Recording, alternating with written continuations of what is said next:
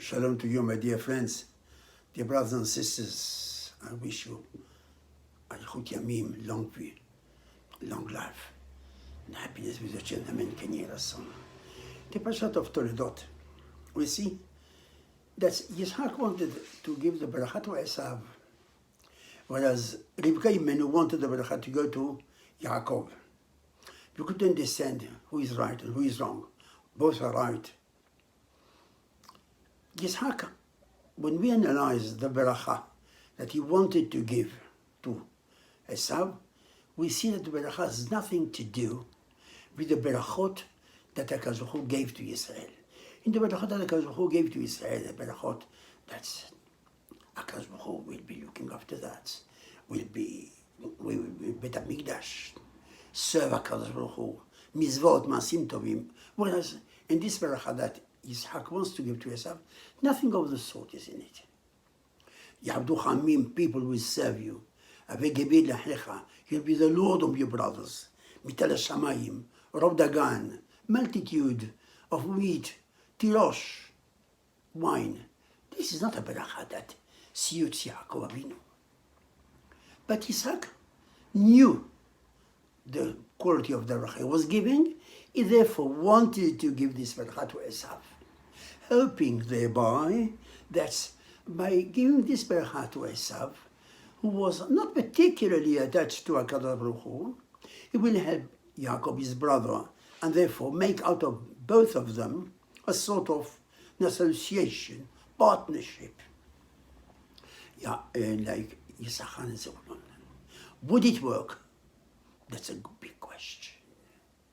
Rivka did not think that that would work,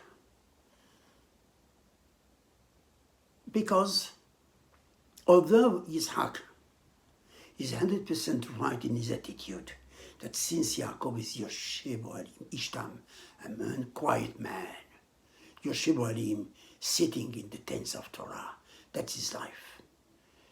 Therefore, he wished Yaakov to be like Shlomo HaMelech had said.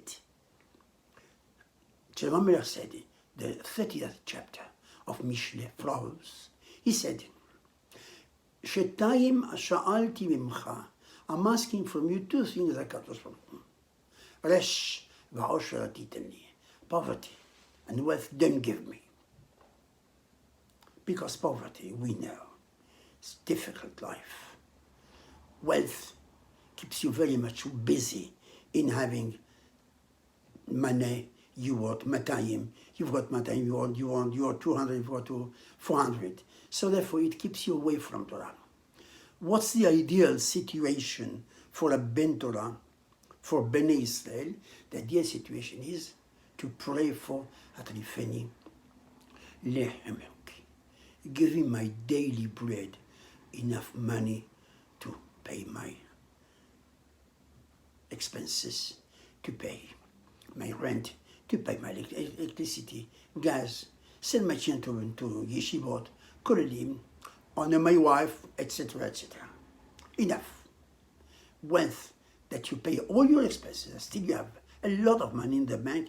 It's not the ideal situation for a Yaakov. Therefore, at the end we see that he said, "V'yitel lecha et birkat Abraham." We give the bracha of Abraham. Which is the bracha of Abraham? Not the wealth. The bracha of Abraham is to be attached to HaKadosh Baruch Hu, to pray to HaKadosh Baruch Hu every day.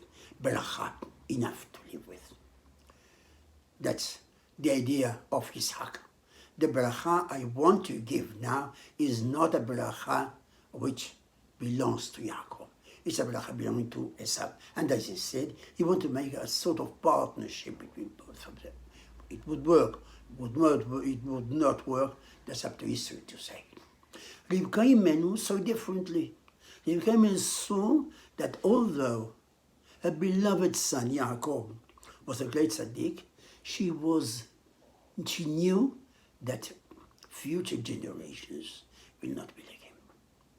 Therefore, she foresaw that the Bet HaMikdash that will be built will be destroyed, Rishon and Sheni, and therefore Bnei Israel need money. They will be persecution. There will be killings in Israel. We know the sad story of the Jewish people. Inquisition. We know the persecution in Russia.